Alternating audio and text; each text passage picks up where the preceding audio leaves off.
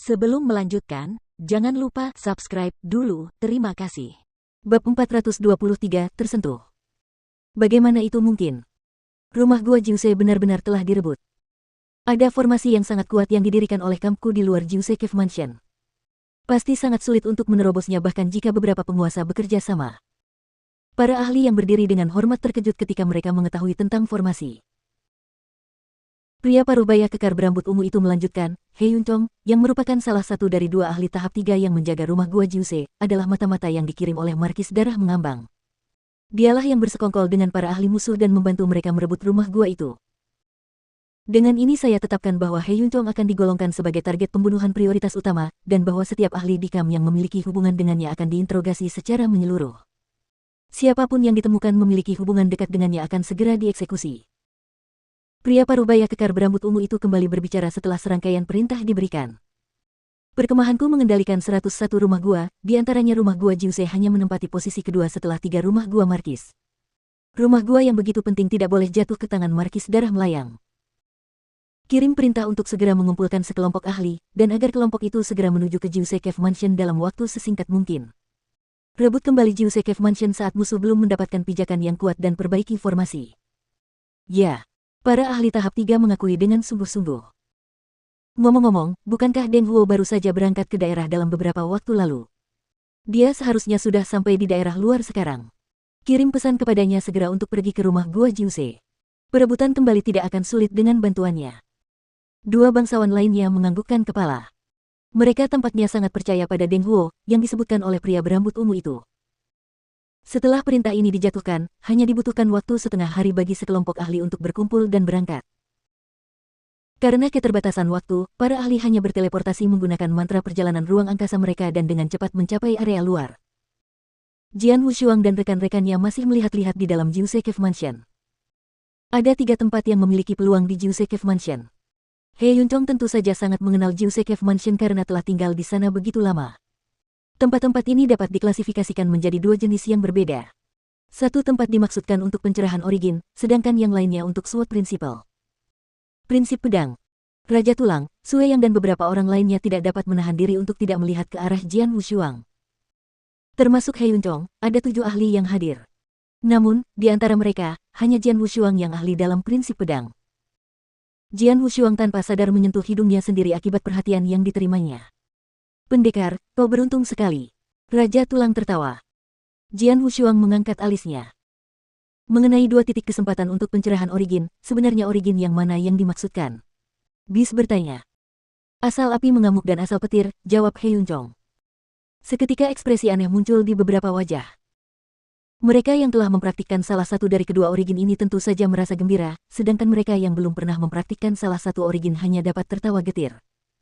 Kesempatan untuk mendapatkan prinsip pedang ada di ruang rahasia itu. Kau bisa masuk, Master Pedang, kata He Yun-chong. Tanpa ragu, Jian Wushuang menganggukkan kepalanya dan berjalan menuju ruang rahasia. Teman-teman, tidakkah kalian ingin masuk dan melihat-lihat juga? He Yun-chong melihat ke arah Bon, Sue Yang, dan yang lainnya. Tidak apa-apa. Kami sama sekali tidak ahli dalam prinsip pedang. Kesempatan untuk itu tidak berguna bagi kami, jawab Bis. Jika ini adalah kesempatan origin, kita dapat mencoba bermeditasi sebentar, terlepas dari apakah kita ahli atau tidak. Lagi pula, mengetahui origin tambahan mungkin akan memberikan manfaat. Namun, aku yakin tidak ada seorang pun di sini yang masih ahli dalam SWOT Principle, kan? Komentar Bon King. Yang lainnya menganggukkan kepala tanda setuju. Selanjutnya, mereka berjalan menuju titik peluang untuk pencerahan asal. Jian Wushuang berdiri sendirian di tengah ruang rahasia, yang begitu kosong dan tak berfurnitur, bahkan tak ada bangku.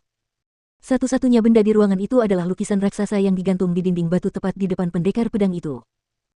Lukisan itu tingginya 3 meter dan lebarnya 2 meter. Lukisan itu hampir menutupi seluruh dinding batu. Lukisan itu memperlihatkan adegan seorang pria berlatih pedang di bawah pohon. Posturnya seperti sedang mengacungkan pedang. Pedang ini, Jian Wushuang mulai memusatkan perhatiannya pada lukisan itu. Di bawah tatapannya, lelaki dalam lukisan itu tiba-tiba mulai bergerak. Jian Wushuang melihat lelaki itu menghunus pedangnya ke depan dengan ganas. Dorongan itu menyebabkan pusaran angin yang membawa esensi yang tak henti-hentinya di sekeliling pria itu. Seolah-olah pedang itu tidak akan berhenti untuk membunuh musuh. Jian Wushuang benar-benar terpesona oleh pedang yang cerdik dan misterius itu. Dia menatap tajam ke arah pedang itu dan merasakan esensinya yang tak kenal henti. Setelah beberapa saat, pedang itu berhenti bergerak dan lukisan itu pun berhenti. Namun, Jian Wushuang telah memasuki tengah pencerahan. Pedang yang tidak pernah mati itu, Jian Wushuang mengingat dalam benaknya pedang yang baru saja dilihatnya. Pedang itu sangat menakjubkan, dan agak menyentuh hati Jian Wushuang. Sentuhan ini berasal dari sekolah keterampilan pedang yang berbeda. Itu adalah teknik pedang pembunuh jantung, keterampilan pedang terkuat yang diciptakan oleh leluhur pedang. Jian Wushuang telah menghafal setiap 9 gerakan pedangnya saat dia masih di tanah leluhur. Dan dia menguasai gerakan pertamanya sejak dia masih berada di benua Nanyang. Namun, Tracheles, seperti nama jurus pertama, tidak lebih dari sekadar titik awal dari Hard Killing Sword Technique. Di antara 9 jurus pedang, jurus ini adalah yang paling lemah dan juga paling mudah dipahami. Jika menyangkut kekuatannya, Tracheles hanya setara dengan teknik pedang tingkat 1. Karena kekuatannya yang pas-pasan, orang kerap kali meragukan apakah jurus ini benar-benar diciptakan oleh leluhur pedang.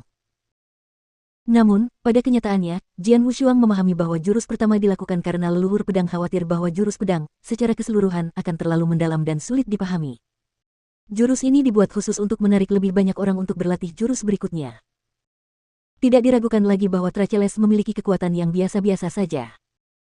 Akan tetapi, mulai dari gerakan kedua, kekuatan mengerikan dari teknik pedang mulai menampakkan dirinya.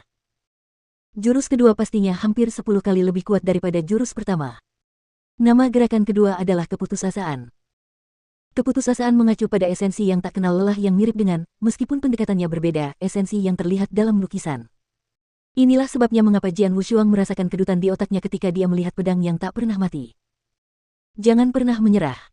Tak kenal lelah. Bagaimana bisa seperti ini? Setelah Jian Wushuang memejamkan matanya, pedang hati kesepian muncul di tangannya. Sejalan dengan gerakan pergelangan tangannya, tusukan demi tusukan pedang akan dilakukan.